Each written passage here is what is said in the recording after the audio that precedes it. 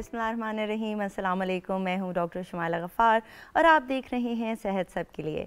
नाज़रीन, आज के प्रोग्राम में हम बात करेंगे कि किस तरह से जब आपकी उम्र ढलती है तो सेहत के हवाले से मुख्तलिफ मसाइल आपको दरपेश आना शुरू हो जाते हैं। जब इंसान जवान होता है तो उसे लगता है कि ताउम्र वो ऐसे ही रहेगा, उसकी तंदुरुस्ती बहाल रहेगी और कभी भी कोई मसला नहीं होगा। लेकिन जैसी ही 40 की उम्र आप क्रॉस करते हैं तो कभी यहाँ वहाँ दर्द होने लग जाता है, कभी कुछ नज़र नहीं आता, आप बैठ जाते हैं तो खड़े होना मुश्किल हो जाता है और तब इंसान को एहसास होता है कि अब उम्र ढलने लगी है। और इसके साथ साथ सोने पे सुहागा ये कि आपकी विज़न यानी आपकी बिनाई भी मुतासिर होना शुरू हो जाती है। अगर आपके घर में कोई शीशा लगा हुआ हो तो 40 साल के दौरान तो वो भी धुंधला जाता है, तो फिर आपकी आँख के अंदर जो शीशा लगा हुआ है वो भी बाज़-औक़ात धुंधला पड़ना शुरू हो जाता है। इसकी मुख्तलिफ वजूहात हैं, जैसे कि एज एक फ़ैक्टर है, दूसरे भी कुछ फैक्टर्स होते हैं, उस पर हम डिटेल में आज अपने प्रोग्राम में बात करेंगे। और आज हमारे प्रोग्राम का जो टॉपिक है वो है मोतिया। वैसे तो मोतिया 2 किस्म का होता है, हम आपको बताएंगे कि दोनों में क्या फ़र्क है। आज हम कॉन्सेंट्रेट करेंगे वैसे सफ़ेद मोतिये पर और इस डिस्कशन में आज हमें ज्वाइन कर रही हैं डॉक्टर फ़रा इस्लाम, जो कि कंसल्ट आई सर्जन है यानी कि माहिर अमराज़ चश्म। अस्सलाम वालेकुम doctor Farah, welcome to the programme. अस्सलाम वालेकुम, thank you for inviting me. कैसी हैं आप? ठीक ठाक हैं? अल्लाह का शुक्र। बड़ा अच्छा हमने टॉपिक उठाया है। जिस तरह कि मैंने कहा कि जब एजिंग का एक प्रोसेस स्टार्ट हो जाता है तो सबसे पहला धचका आपको ये लगता है कि चीज़ें धुंधली नज़र आना शुरू हो जाती हैं और फिर आपको एक शौक़ लगता है कि अब तो जो है वो बुढ़ापा शुरू हो गया। तो थोड़ा सा ये बताइए कि मोतिया क्या होता है? जिस तरह कि मैंने अभी कहा कि मोतिये की तो 2 अक़साम हैं, तो थोड़ा सा हम इस तरह से शुरू करते हैं कि आप दोनों में फ़र्क बताएं कि सफ़ेद मोतिये में और काले मोतिये में क्या फ़र्क होता है? बहुत शुक्रिया। बिल्कुल आपने जैसे फरमाया कि जैसे एक शीशा होता है वो उम्र के साथ टाइम के साथ वो गदला पड़ना शुरू हो जाता है, उसकी शफाफियत में कमी आना शुरू हो जाती है, तो यही इसी को सफ़ेद मोतिया कहते हैं। ठीक है। सफ़ेद मोतिया और काला मोतिया दोनों बहुत कॉमनली पेशेंट्स ये टर्म्स इस्तेमाल करते हैं। सफ़ेद मोतिये से मुराद वो बीमारी है जिसमें इंसान की आँख के अंदर मौजूद जो शीशा है, जो लेंस है, वो उसमें धुंधलापन आना शुरू हो जाता है या वो सफ़ेदी माइल हो जाता है। जबकि काला मोतिया आँख की एक बिल्कुल ऑपोजिट बीमारी है, उसमें आँख के अंदर मौजूद जो प्रेशर है, जो आँख के अंदर पानी बन रहा है, वो ज़रूरत से ज़्यादा बनना शुरू हो जाता है या उसकी पूरी आँख से पूरी तरह वो निकल नहीं पाता, जो उसका नॉर्मल आँख से खलास होता है वो रुख ख़त्म हो जाता है या मतलब कम हो जाता है। ठीक है, ठीक है। और उसकी वजह से आँख की जो नर्व है, यानी वो नस जो आँख को दिमाग के साथ कनेक्ट कर रही होती है, उस पर प्रेशर आने से उसमें डैमेज शुरू हो जाता है, उसमें वक्त के साथ वो कमज़ोर पड़ना शुरू हो जाती है और नज़र उसकी वजह से कम होना शुरू हो जाती है। अच्छा, यानी कि जो सफ़ेद मोतिया है उसमें आपने कहा कि शीशा जो है वो सफ़ेदी माइल हो जाता है, गदला हो जाता है, लेकिन काले मोतिये का ये मतलब नहीं है कि आंख पूरी काली हो जाएगी आपकी। लेकिन सफ़ेद मोतिया यानी कि आप कह रही हैं कि नज़र भी आता है कि अगर मैं आपको देख रही हूँ खुदा न ख्वास्ता और आंख में सफ़ेद मोतिया है तो वो नज़र आना शुरू हो जाता है और सफ़ेदी माइल होता है, तो it's a clear cut indication कि अब कोई ऐसा प्रोसेस शुरू हो चुका है आपकी आंख में जिसके लिए आपके पास ये ऑप्शन है कि आप डॉक्टर के पास चली जाएं। तो थोड़ी सी बात करते हैं वजूहात के हवाले से कि क्या वजह है। एक तो एजिंग का प्रोसेस है, लेकिन क्या हमारा लाइफस्टाइल भी इसको इम्पैक्ट करता है, हमारी जो डाइट है, और क्या ये भी हो सकता है कि कोई दवाइयाँ हम ऐसी इस्तेमाल कर रहे हों जो कि हमारे लेंस को इम्पैक्ट करती हों? सफ़ेद मोतिये में सफ़ेदी बहुत देर से नज़र आना शुरू होती है, जो कि लोगों को भी नज़र आना शुरू हो जाए, लेकिन उससे पहले ख़ुद से धुंधलापन आपको महसूस होना शुरू हो जाता है। इसकी बहुत सी वजूहात हैं, लेकिन सबसे जो कॉमन या आम वजह है वो उम्र के साथ होता है। जैसे जैसे उम्र आगे बढ़ती है तो इसकी जो आँख का लेंस जितना शफाफ होता है वो उतना शफाफ नहीं रहता। लेकिन इसके अलावा कुछ वजूहात होती हैं, जैसे जेनेटिक रीजंस होती हैं, जिसमें पैदाइश के वक्त भी सफ़ेद मोतिया हो सकता है। इसी तरह अगर किसी ने कोई स्टीरॉइड दवाइयाँ ऐसी ख़ास तौर पे स्टीरॉइड्स इस्तेमाल किए हैं, उससे वक्त से पहले मोतिया आ जाता है। फिर अगर किसी को चोट लग गई है खुदा न खास्ता आँख पे, तो उसकी वजह से भी सफ़ेद मोतिया वक्त से पहले हो सकता है। इसलिए ज़रूरी नहीं है कि सिर्फ उम्र के साथ सफ़ेद मोतिया आए, इवन छोटे बच्चों में पैदाइश के वक्त भी सफ़ेद मोतिया हो सकता है। अच्छा, ठीक है। आपने कहा कि थोड़ा सा टाइम लगता है अलामात आने में, तो अगर पैदाइश के वक्त पे सफ़ेद मोतिया है बच्चे को, तो उस वक्त क्या फ़ौरन से माँ को पता चल जाएगा, उसमें सफ़ेदी जो है वो पहले ही आ जाती है? और दूसरा आपने कहा कि स्टीरॉइड्स काफ़ी नुकसानदेह हैं, तो ये कौन से स्टीरॉइड्स की हम बात करें? क्या ये टॉपिकल स्टीरॉइड्स हैं जो कि आँख में बाहर से डाले जाते हैं? क्योंकि कुछ लोग होते हैं वो स्टीरॉइड मेडिकेशंस पे भी होते हैं, फिर एस्थमेटिक पेशेंट्स जो होते हैं वो इनहेलर्स भी ले रहे होते हैं, तो कौन से वाले स्टीरॉइड्स हैं जो कि आपकी आंखों को इफेक्ट कर देते हैं? बहुत अच्छा सवाल है।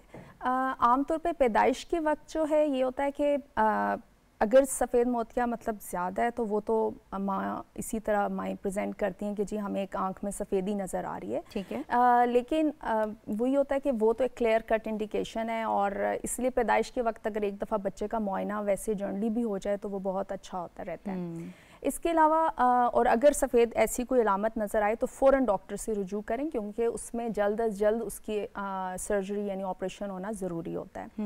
अच्छा, दूसरा जो आपका सवाल का हिस्सा है कि इसकी जो स्टीरॉइड्स जो होते हैं वो कुछ लोग ड्रॉप्स की यानी कतरों की सूरत में ले रहे होते हैं, उससे आमतौर पे कुछ लोगों में काले मोतिये की शिकायत बाद में डेवलप होती हैं। लेकिन जो लोग खा रहे होते हैं यानी टैबलेट्स की फॉर्म में स्टीरॉइड्स ले रहे होते हैं, उनमें आमतौर पे सफ़ेद मोतिया बनता है। अच्छा जी, और इसी तरह कितनी उसकी डोज है, कितने लंबे अरसे लिए हैं, ये सब चीज़ें इसमें देखी जाती हैं कि कितने, क्योंकि ज़्यादातर हाई डोज में और लंबे अरसे जब लेते रहते हैं तो तब ज़्यादा असरात आंख पर आते हैं। अच्छा डॉक्टर फरा, ये क्या बात हुई कि पहले हम सुनते थे कि 60 साल की उम्र में मोतिया आ रहा है, अब तो 40 साल की उम्र में भी मोतिया आ जाता है। मैंने इवन लेट 30s में भी ऐसे केसेस देखे हैं कि वो डायग्नोज हो रहे हैं मोतिये के साथ। तो क्या आप ये कहेंगी कि हमारा दवाइयों का इस्तेमाल बढ़ गया है या हम प्रोटेक्शन नहीं कर रहे हैं? यूवी रेडिएशन का क्या इसमें कोई रोल है? ओजोन की लेयर भी डिस्टर्ब हो रही है, क्या उसका कोई असर है? ये हो क्या रहा है कि हर चीज़ें जो हैं वो इतनी ज़्यादा स्पीड अप होती जा रही है हमारी ज़िंदगी में? वाकई ये आजकल, पहले लोग जैसे कहते थे कि जी हमारे तो बुज़ुर्ग इतनी उम्र तक पहुंच के 80-80 साल के थे लेकिन उनको तो कभी अभी तक शिकायत नहीं है, तो हमें क्यों इतनी जल्दी सफ़ेद मोतिया आ गया? ख़ासतौर पे यंग पेशेंट्स जब प्रेजेंट करते हैं तो वो बहुत हैरान होते हैं कि हमारी उम्र में इतनी जल्दी, हमारी उम्र में सफ़ेद मोतिया कैसे? तो उसमें ऐसे कि ख़ास तौर पे ये जो कॉजेज़ हैं जैसे स्टीरॉयड इंटेक या चोट लगना या फिर कुछ ऐसी बीमारियां जैसे शुगर, ब्लड प्रेशर, वो अगर जल्दी उम्र में हो गई हैं उसकी वजह से मोतिया जल्दी बनना, ये सब फैक्टर्स हैं जो कि इम्पॉर्टेंट हैं।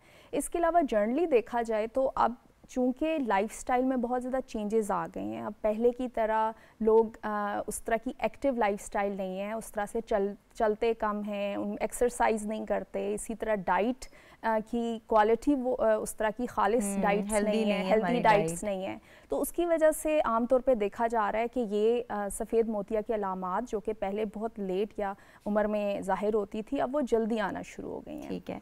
अच्छा, थोड़ा सा अलामात पे दोबारा से आते हैं कि एक तो हमने कहा कि गदलापन आ जाएगा, सफ़ेदी, माइल आपको रंगत फील होना शुरू हो जाएगी आपके लेंस में, जिसको आम ज़बान में बहुत सारे लोग कहते हैं कि आँख में बादल आ गया है।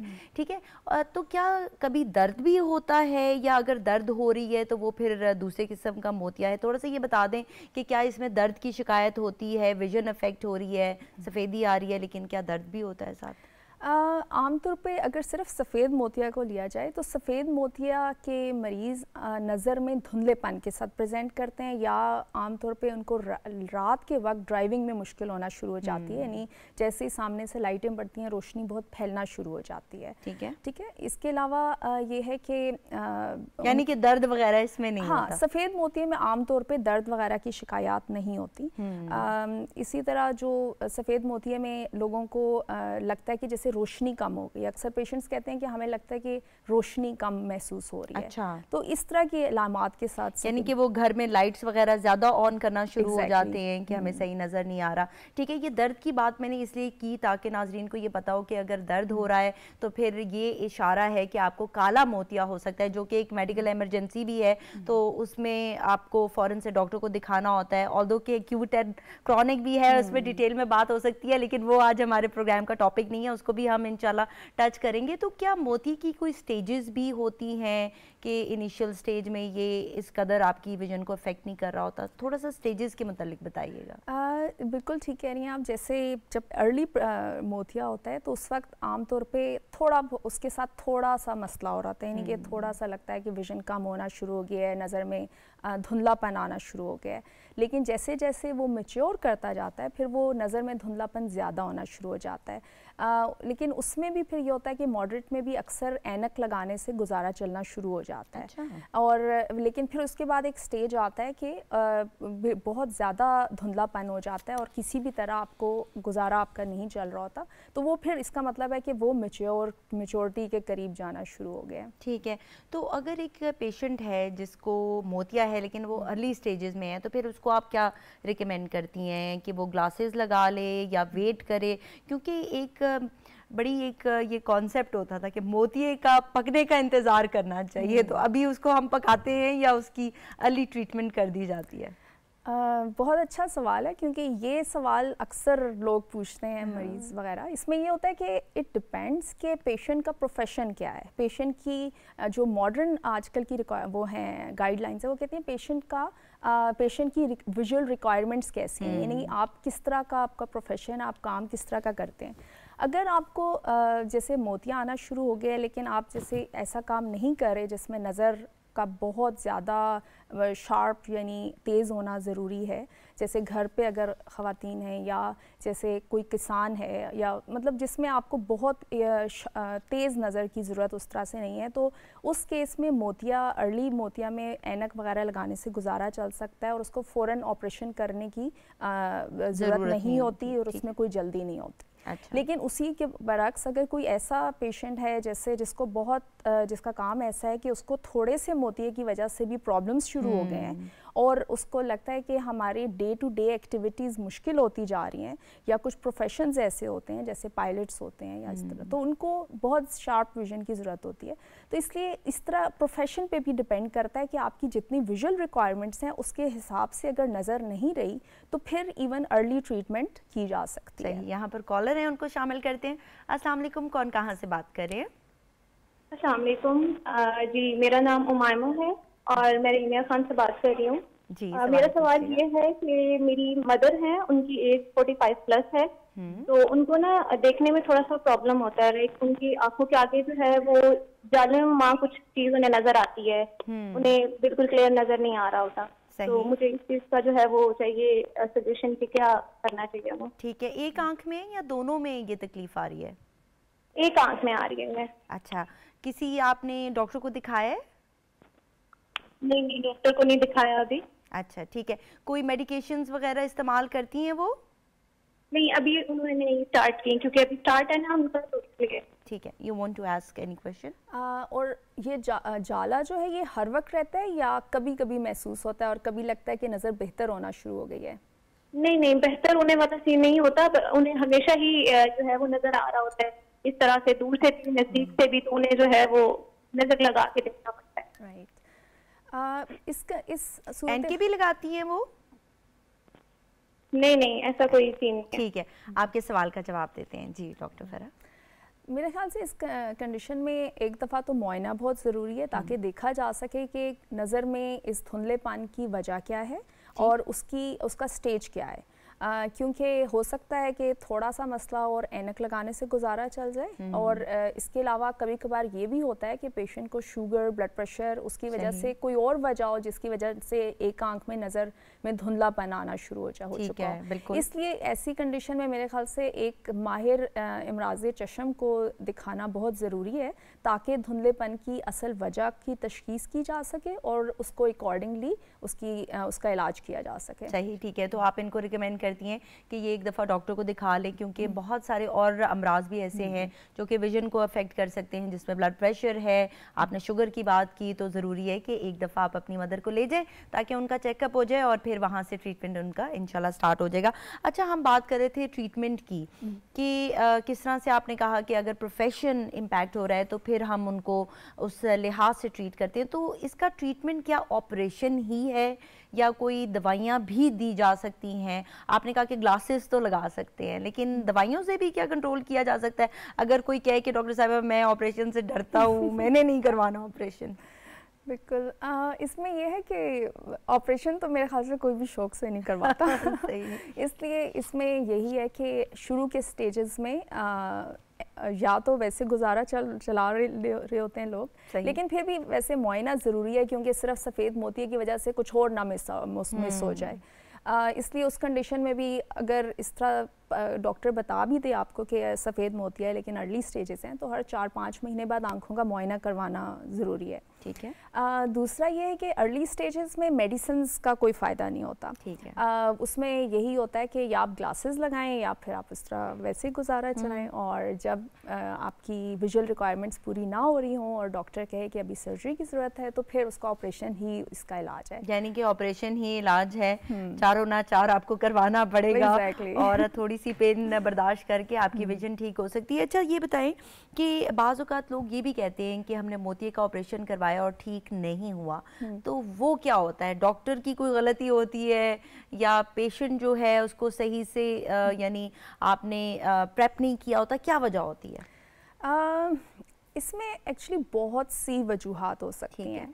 इसमें ये भी हो सकता है कि आँख में पहले से इस तरह की बीमारियां मौजूद थी जिसकी वजह से पर्दा वगैरह कमज़ोर था, या आँख में मतलब पहले से ऐसी अलामात थी कि उम्मीद नहीं थी कि नज़र बहुत ज़्यादा बेहतर होगी।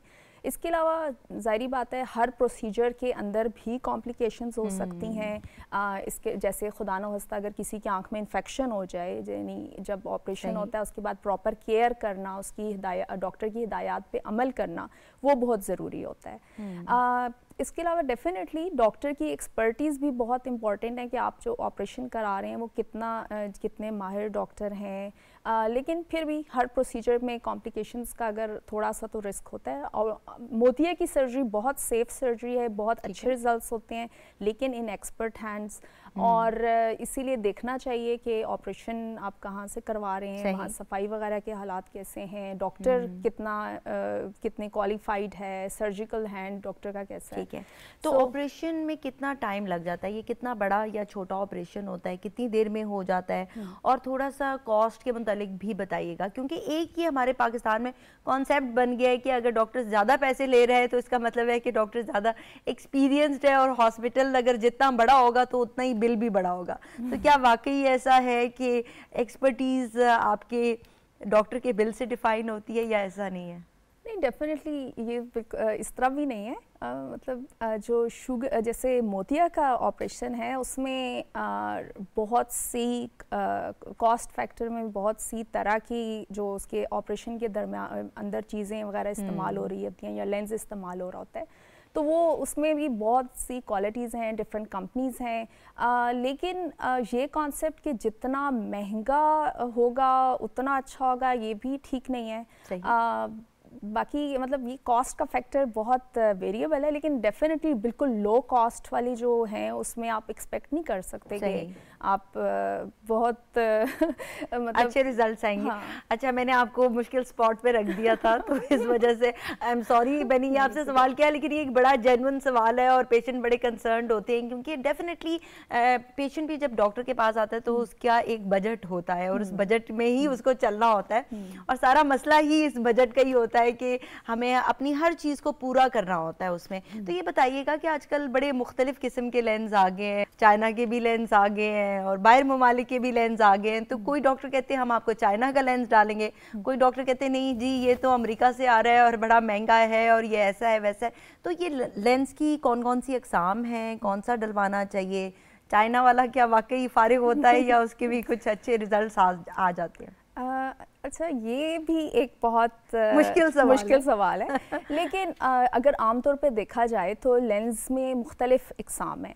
और लेंस में, जैसे लेंस में अगर मेनली देखा जाए तो कुछ लेंस हैं जो सिर्फ करीब दिखाते हैं, कुछ होते हैं जो करीब और दूर दोनों के लिए होते हैं। तो जैसे जैसे टेक्नोलॉजी उसमें डिफरेंट होती है, उसके हिसाब से उसकी कॉस्ट भी डिफरेंट होती है। लेकिन ये कॉन्सेप्ट भी गलत है कि सिर्फ एक लेंस ही है जो कि आंखों के ऑपरेशन में इम्पॉर्टेंट है। इसमें और भी बहुत से फैक्टर्स हैं जो आंख के ऑपरेशन में बहुत इंपॉर्टेंट होते हैं, और बाकी अद्वियात जो इस्तेमाल होती हैं, और इसके अलावा डॉक्टर की एक्सपर्टीज़ भी बहुत इंपॉर्टेंट है। इसलिए ये सब चीज़ें हैं जिनको मद्देनज़र रखना होता है। इसलिए सिर्फ एक लेंस पे फोकस करना सही नहीं है। इसके अलावा लेंस में ये भी होता है कि जैसे कुछ पहले होते थे वो हार्ड लेंसेज होते थे, फिर उसके बाद जब एक्रिलिक लेंसेज आए उसमें से कुछ ऐसे हैं जो कि पानी को जज़ब करते हैं, कुछ नहीं करते, जिसमें रिस्क होता है कि बाद में पर उसके पीछे सफ़ेदी ज़्यादा आ जाएगी। ये मुख्तलिफ अवामिल हैं जिन सबको देखना होता है, और उसके वो पेशेंट टू पेशेंट भी वेरी करता है कि देखना चाहिए कि पेशेंट की भी रिक्वायरमेंट क्या है। इसमें मल्टीपल फैक्टर्स हैं जिस पे ये डिपेंड कर रहा होता है कि कौन सा लेंस इस्तेमाल हो रहा है और तो होना जब चाहिए। ये आपको लेंस डाल देते हैं तो अगर किसी को नियर विजन का भी मसला है, यानी कि उसको दूर का भी नज़र नहीं आ रहा और करीब का भी नज़र नहीं आ रहा, तो क्या दोनों विजन्स ठीक हो जाती हैं? क्योंकि मैंने ये भी सुना है कि डॉक्टर कहते हैं कि आपको वो वाला लेंस डालेंगे जिसमें दूर और करीब की नज़र दोनों ही ठीक हो जाएगी। तो क्या वाकई ऐसे भी कोई लेंसेज हैं जो कि दोनों ठीक कर देते हैं, या सारे लेंसेज से ये दोनों मसाइल हल हो सकते हैं? इसमें जो दूर और करीब दोनों के लेंसेज बिल्कुल मौजूद हैं, जैसे बाईफोकल, ट्राईफोकल लेंसेज जो हैं, मल्टीफोकल लेंसेज, वो दूर और करीब दोनों में दिखाना शुरू कर देते हैं। लेकिन वो भी ऐसे नहीं है कि वो हर मरीज़ में डाल सकते हैं या डालने चाहिए। क्योंकि उसके लिए भी हमें पेशेंट सिलेक्शन, यानी किस मरीज़ में ये डालने चाहिए, और उसके बाद क्योंकि फिर वो दूसरी आँख में भी उसमें एक गैप के साथ वो डालना पड़ता है। मतलब उसमें भी मुख्तलिफ टेक्निकल पॉइंट ऑफ व्यू से हमें मुख्तलिफ चीज़ें देखनी पड़ती हैं कि इस मरीज़ के लिए वो लेंस सूटेबल है, और अगर डाल रहे हैं तो उसके बाद क्या क्या मसाइल उसको पेश आएंगे। इसलिए उसमें पेशेंट सिलेक्शन कि किस मरीज़ में डालना चाहिए, और उसके बाद प्रॉपर पेशेंट की काउंसलिंग वो बहुत ज़रूरी है। काउंसलिंग बड़ी इंपॉर्टेंट है, इस पर बात करेंगे। लेकिन यहाँ पर कॉलर हैं, उनको शामिल करते हैं। अस्सलाम वालेकुम, कौन कहाँ से बात करें? वालेकुम सलाम, मेरा नाम हिना शबीर है और मैं लाहौर से बात कर रही हूँ। जी हिना, सवाल पूछे। मेरा सवाल ये है कि मेरी उम्र 23 साल है और मुझे अक्सर आधे सर का दर्द रहता है। क्या ये किसी आंख की बीमारी की वजह से है? ठीक है, अच्छा ठीक है। तो ये दर्द आता और जाता रहता है? हेलो जी जी, आपकी आवाज़ आ रही है। ये बताइएगा कि ये दर्द आता और जाता रहता है, कितनी दफ़ा आता है, किस कदर शदीद नौयत का होता है, और साथ साथ आंख में भी कोई आपको फीलिंग्स आती हैं, यानी कि आंख में से पानी आना या आंख का सुर्ख हो जाना? सुर्ख तो नहीं होती, इरिटेशन आंखों में होती है, और ये जब ये दर्द होता है तो बहुत फेयर होता है। अच्छा। और बहुत जल्दी ये चला भी जाता है, ऐसे ही है। ठीक है, उसके लिए कोई मेडिकेशन इस्तेमाल करती हैं या खुद चला जाता है? नहीं, मेडिकेशन तो मैंने नहीं की, वो खुद ही जो है वो चला जाता है। अच्छा ठीक है, और एक साइड पर होता है आपको? एक साइड पे ही होता है। अच्छा ठीक है, आप कोई सवाल पूछना चाहेंगी? और नज़र चेक करवाई है आपने? आई साइड मैंने चेक करवाई थी रीसेंट, लेकिन उन्होंने कहा कि आई साइड ठीक है। ठीक है, और इस दर्द के साथ मतली वगैरह तो नहीं होती आपको? नहीं नहीं। ठीक है, चलें आपको जवाब देते हैं। बहुत शुक्रिया, आपने कॉल किया। जी, मेरे ख्याल से हिस्ट्री के हिसाब से देखा जाए तो आधे सर का दर्द मिग्रेन भी हो सकता है कॉमनली, क्योंकि मिग्रेन बहुत कॉमन है। अगर वरना इसके अलावा जो बाकी सर दर्द की बहुत सी वजूहात हो सकती हैं, मतलब ठीक है, देयर आर 100 ऑफ कॉजेज। तो इसलिए ये तो देखना पड़ता है कि इस मरीज़ में अगर नज़र भी कमज़ोर नहीं है तो बाकी और क्या वजूहात हैं। लेकिन जनरली देखा जाए तो आधे सर का दर्द मिग्रेन होता है, और उसमें ये होता है कि उसकी अब बहुत अच्छी प्रोफाइलेक्टिक ट्रीटमेंट्स, यानी दर्द शुरू होने से पहले की ट्रीटमेंट्स भी मौजूद हैं।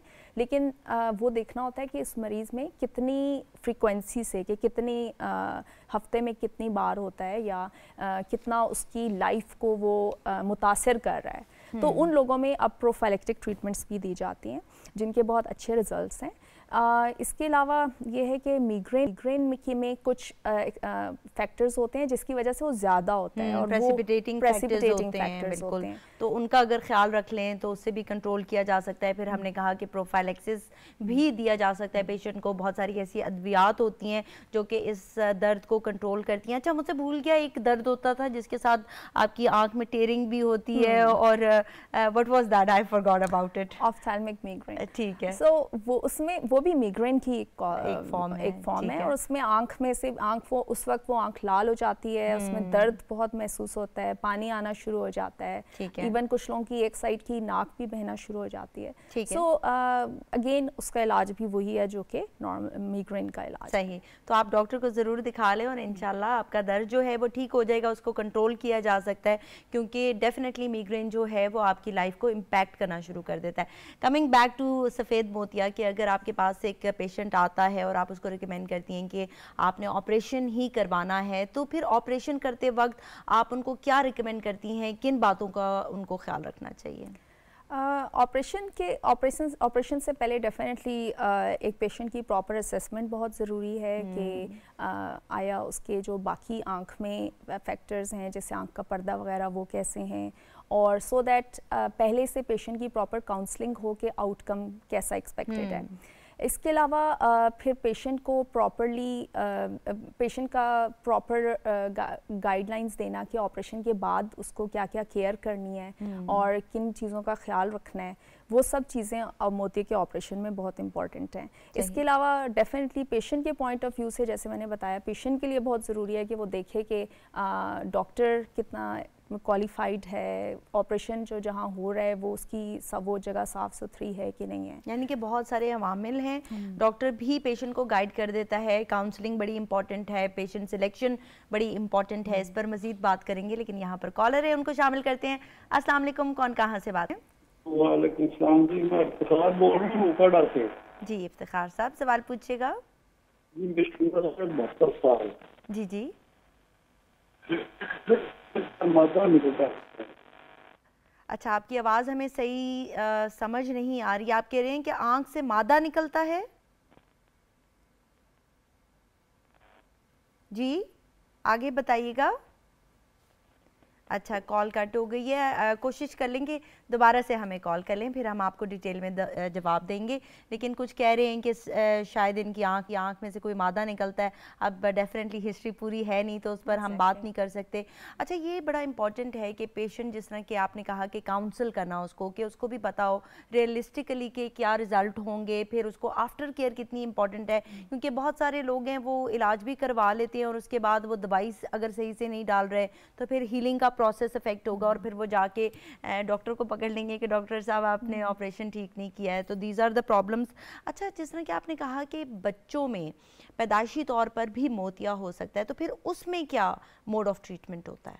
उसमें अगर मोतिया जैसे एक आंख में है तो उसकी या इवन अगर दोनों आंखों में वो बहुत ज़्यादा है तो उसकी तो फ़ौरन सर्जरी, जल्द अज जल्द सर्जरी, इवन मतलब मंथ्स के बच्चों में भी सर्जरी की जाती है। अच्छा, क्योंकि जितना जल्दी नज़र आना शुरू होगा तो उसमें नज़र बाद में ज़िंदगी में नज़र अच्छी रहेगी और नज़र बहाल हो जाएगी। ठीक है। और जितनी देर से ट्रीटमेंट होगी उसकी वजह से इवन ऑपरेशन हो भी जाएगा तो फिर विजुअल रिजल्ट्स नहीं होंगे। इसलिए बच्चों में जैसी अगर आंख में सफ़ेदी नज़र आए तो इसको एक इमरजेंसी के तौर पे लेना चाहिए और फ़ौरन माहिर इमराज़ चश्म से मुआयना करवाना चाहिए। यहाँ पर कॉलर हैं, उनको लेते हैं। अस्सलाम वालेकुम, कौन कहाँ से बात कर रहे हैं? एक बात कर रहा हूँ जी, फैसला जी, सवाल पूछिएगा। आने के बाद आंखों में खारिश। अच्छा, आंखों में खारिश आती है, कब से आ रही है? साल से। अच्छा, आपकी आवाज़ भी हमें सही से समझ नहीं आ रही। मुझे लगता है कि ये जो पाकिस्तान में माशाल्लाह बारिशें हो रही हैं उसकी वजह से लाइनों में कोई मसला है। ये बताइएगा कि आपके जो ये खारिश है ये दोनों आंखों में है या एक आंख में है? आप थोड़ी जगह तब्दील करें ताकि सिग्नल सही आए, ताकि हमें आपकी आवाज़ आ सके। मैडम ठीक है जी, अल्हम्दुलिल्लाह बिल्कुल ठीक ठाक। सवाल पूछिए। मेरी आंखों में ना अक्सर खारिश रहती है नहाने के बाद। अच्छा, तो ठीक है। इसलिए डॉक्टर साहब से मशवरा करना है कि कौन सी ट्यूब या कतरे वगैरह यूज करूं, वो बता दे प्लीज। अच्छा ठीक है, दोनों आंखों में खारिश आती है, साथ पानी भी आता है क्या आंखों से? है, खारिश भी होती है। ठीक है, और ये आप कह रहे हैं नहाने के बाद होता है, तो ये तो नहीं है कि साबुन चला जाता है उसके बाद आपको इरिटेशन वगैरह होती है?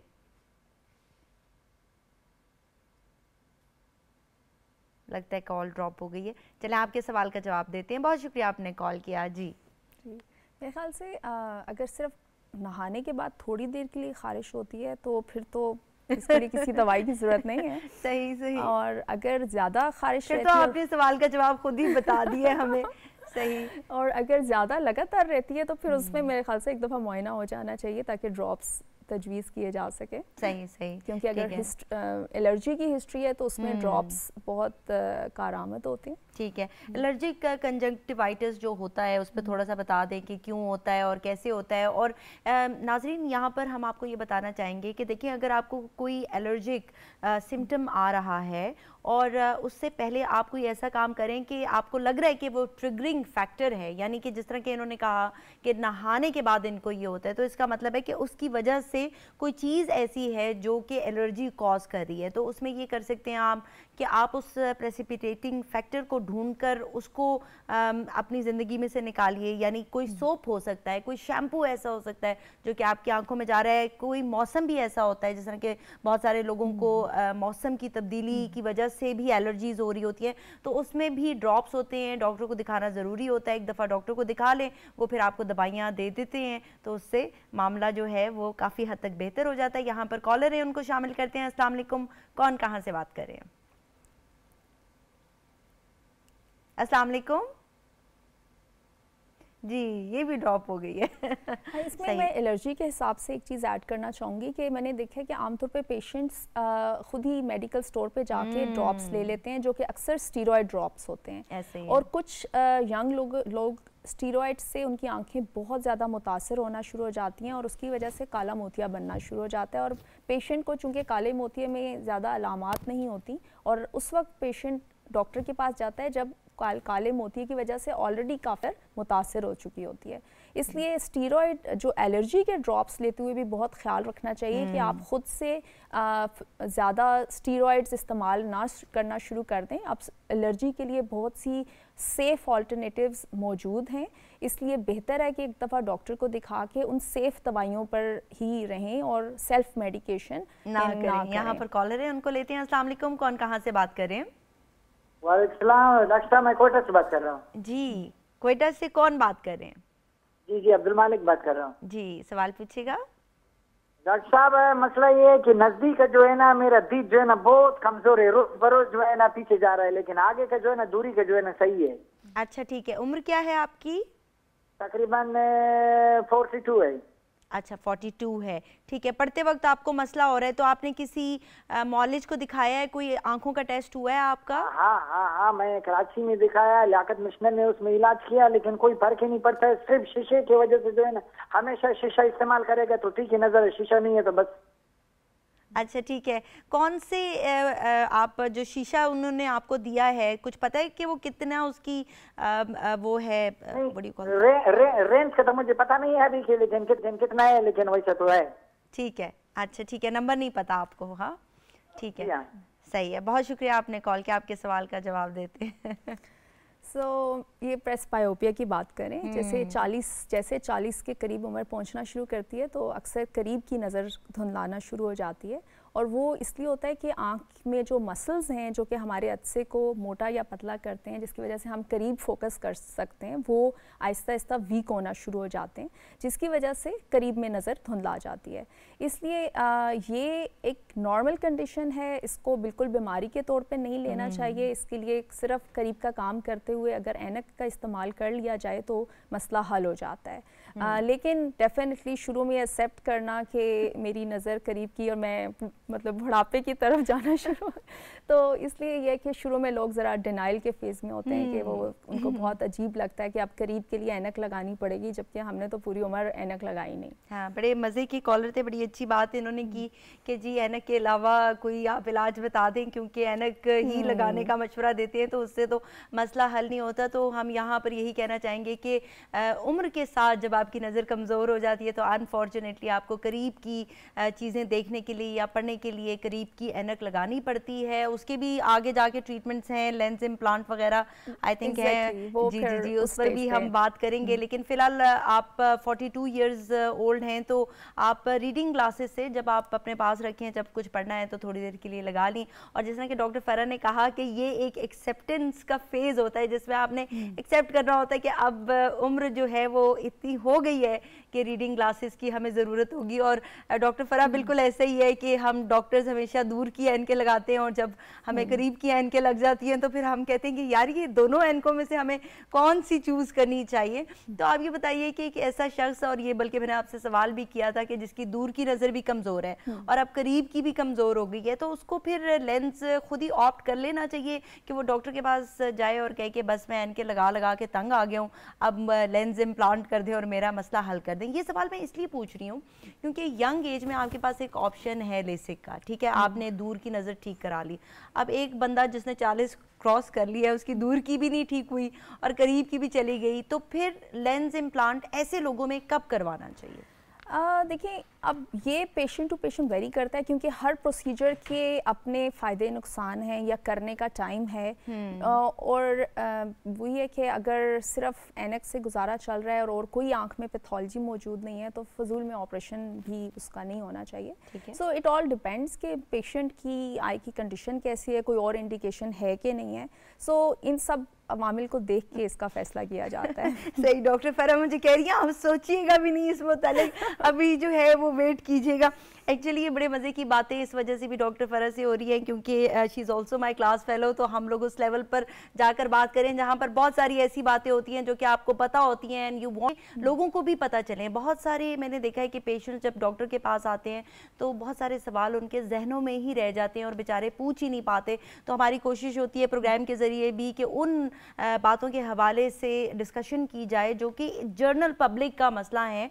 और जिस तरह कि आपने कहा कि एलर्जी के ड्रॉप्स बहुत सारे लोग खुद से इस्तेमाल कर रहे होते हैं और बहुत सारे डॉक्टर्स भी खुद से एलर्जी के ड्रॉप्स कौन से इस्तेमाल करने और फ़ौरन से वो चले जाते हैं वो 3rd ग्रेड ऑफ ट्रीटमेंट पे। और मेरे साथ भी ऐसा हुआ, मैं डॉक्टर फ़रा के पास गई और कहती हैं आपने तो हाई इंटेंसिटी की डॉक्टर साहिबा मेडिकेशन इस्तेमाल करी। और ये हमारी प्रैक्टिस में भी है कि डॉक्टर्स भी इवन चाहते हैं, क्योंकि हमारा एक ये माइंडसेट बन चुका है कि हमें अर्ली रिजल्ट्स चाहिए और उसके लिए हम हमेशा से कोशिश करते हैं कि हाई स्ट्रेंथ की कोई भी दवाई है उसको इस्तेमाल कर लें। तो ये एटीट्यूड हमें खुद ही चेंज करना होगा। क्या कहती हैं डॉक्टर फ़रा इस हवाले से? बिल्कुल सही कह रही हैं, ये बहुत कॉमन है और जिस तरह आपने कहा मैं से एग्री करती हूँ कि फजूल खुद से दवाइयाँ इस्तेमाल करने के बजाय एक माहिर इमराज़ चश्म को दिखाइए और कोशिश करें कि दवाई का रिज़ल्ट बेशक आहिस्ता मिल जाए लेकिन अगर वो सेफ़ दवाई है तो उसको प्रेफर करना चाहिए। हाँ, एक बड़ा अच्छा सवाल आया है और हमारे ही पीटीवी से किसी ने ये सवाल किया है कि बहुत दफ़ा ये देखा गया है कि बच्चों को सुरमा डाला जाता है और अब ये कॉमन प्रैक्टिस है बहुत सारी जगहों में। अगर नहीं डालते बच्चों को सुरमा तो कहते हैं कि जी आप क्यों नहीं डाल रहे, बड़े बूढ़े ये सवाल करते हैं। इसी तरह अर्के गुलाब भी बहुत सारे लोग डालते हैं, तो क्या ये डालना चाहिए? क्या असली सुरमा अब कहीं पर भी अवेलेबल है? क्या ये नुकसानदेह है? इसको इस्तेमाल करना चाहिए? नहीं। अर्के गुलाब भी देखिए मार्केट में इतने नामों से आ रहा है और हमें नहीं पता कि ये रियल है या बस खुशबू डाल के अर्के गुलाब का नाम दे दिया गया है। तो आप क्या कहेंगे इस हवाले से? देखिए, अब अगर सुरमा की बात की जाए, सुरमा लगाना वैसे तो क्योंकि सुन्नत नबी सल्लल्लाहु अलैहि वसल्लम है उस लिहाज से मैं उस पर नहीं कहूँगी कि, लेकिन वो सुरमा वो था जो कि जैसे कोहे तूर का प्योर वो था, इसलिए वो वाला सुरमा अगर मिल जाए तो फिर तो आप ज़रूर लगाएं। लेकिन अगर ये जो मार्केट में दस्तयाब बनाए हुए सुरमे जो जिनमें बहुत से टॉक्सिक मटेरियल्स शामिल होते हैं वो वाले सुरमे जो हैं मेरे ख्याल से इस्तेमाल नहीं करने चाहिए, वो सुरमे अवॉइड करने चाहिए। दूसरा हिस्सा के ये जो है अर्के गुलाब, अर्के गुलाब में भी अब देखा गया कि बहुत कॉमनली ये प्रैक्टिस है कि अर्के गुलाब के अंदर भी स्टीरॉयड मिक्स किए होते हैं, इसलिए लोग अर्के गुलाब डालते रहते हैं छोटे छोटे मसाइल के लिए और बाद में उनकी वो काले मोतिये के साथ प्रेजेंट कर जाते हैं। इसलिए इस तरह की चीज़ें जो मार्केट में अवेलेबल हैं उनको इस्तेमाल करना अवॉइड करना चाहिए। सही, ठीक है। अच्छा, जल्दी से ये बता दें कि लोगों का ये ख्याल होता है कि बरसात के मौसम में ऑपरेशन करवाना ठीक नहीं है, तो क्या वाकई ऐसा है कि कोई मौसम मौसम है जिसमें आपको ऑपरेशन करवाना चाहिए, क्योंकि एक कॉन्सेप्ट ये है कि बरसात में हीलिंग इतनी अच्छी नहीं होती? ये सवाल वो है जो कि आजकल अक्सर मरीज़ भी पूछ रहे होते हैं। बरसात ये एक मेरे ख्याल से एक मिथ है और ये पुराना कॉन्सेप्ट है, क्योंकि पहले ज़माने में जब बिजली वगैरह इतनी नहीं होती थी तो पसीना आता था या लोग बाहर काम करते थे। अब चूँकि ऑपरेशन की एक तो जो उसकी कंडीशन है ऑफ सर्जरी और टेक्नोलॉजी इतनी एडवांस हो गई है, और इसी तरह उसकी जो आफ्टर केयर में भी चूँकि आप घर के अंदर आपको बिजली वगैरह की अगर सहूलियात हैं तो उसके साथ इतना ज़्यादा इस फ़र्क नहीं पड़ता कि आँखों का ऑपरेशन अगर इस मौसम में भी हो रहा है। इसलिए बरसात के मौसम में भी अल्लाह का शुक्र है कि ऑपरेशन हो रहे हैं और उनके अच्छे रिजल्ट्स हैं, इसलिए मेरे ख्याल से अभी एक पुराना कॉन्सेप्ट है। और क्या है कि पाकिस्तान में नहीं है, माशाल्लाह सब कुछ हो रहा है, टेक्नोलॉजी है हमारे पास पाकिस्तान में। फाइनल मैसेज डॉक्टर फरा दे दें, फिर हम क्लोजिंग करते हैं प्रोग्राम की। बस फाइनली मैं यही कहना चाहूँगी कि जो नज़र है वो अल्लाह मियाँ का बहुत बड़ा अतिया है और दुनिया के रंग इसी नज़र की वजह से हैं। अगर आपको आँखों में कोई भी बीमारी में लगे या कोई भी ऐसा चीज़ नज़र आए जो कि नॉर्मल से हट के है, तो उसमें एक माहिर अमराज़ चश्म को ज़रूर दिखाइए, और ताकि कोई भी अलामात की बर वक्त तशखीस की जा सके और उसके अकॉर्डिंगली उसका इलाज हो सके। Thank you so much for joining us today doctor फरा। जी नाज़रीन, प्रोग्राम आपने देखा, उम्मीद है आपको पसंद आया होगा। हमारा फाइनल मैसेज यही है कि अपना बहुत ख्याल रखिए, और उसमें आपकी आंखें भी शामिल हैं। अच्छे ग्रेड की एन के इस्तेमाल करें, आंखों को बिल्कुल भी रब ना करें। बहुत सारे लोगों की ये आदत होती है कि वो बहुत तेज़ी से और बहुत ज़ोर से मलते हैं, बल्कि इस पर एक वीडियो भी आजकल यूट्यूब पे अवेलेबल है कि किस तरह से अगर आपको आँख में ख़ारिश हो रही है तो आपने बहुत आहिस्ता से साइडों पर इस तरह से करके ख़ारिश करनी है। ये बहुत रॉन्ग कॉन्सेप्ट है कि लोग बहुत तेज़ी से सुबह उठते साथ ही आई बॉल को प्रेशर देकर रब कर रहे होते हैं। तो ये हमारा मैसेज था कि आपने नहीं करना, इससे आपकी आंखें डैमेज हो सकती हैं। बच्चों की आंखों का मुआयना बहुत ज़्यादा ज़रूरी है, स्पेशली स्कूल गोइंग किड्स। आप कोशिश करें कि उनको ईयरली एक दफ़ा डॉक्टर के पास ले जाएं, उनकी विजन चेक करवा दें, क्योंकि जब तक बच्चा आपको ये कहता है कि मुझे ब्लैक बोर्ड नज़र नहीं आ रहा, तब तक बहुत देर हो चुकी होती है। इसी तरह जो न्यू बॉर्न बेबीज़ होते हैं, उनमें अगर आपको लगता है कि उनकी विजन के कोई मसाइल हैं या उनकी विजन में आपको बादल सा नज़र आ रहा है, तो ये भी एक रेड फ्लैग है, अलार्मिंग सिम्टम है। आपको फ़ौरन से उसको डॉक्टर के पास ले जाना चाहिए। अपना बहुत सारा ख्याल रखें और मुस्कुराते रहें। अल्लाह हाफ़िज़।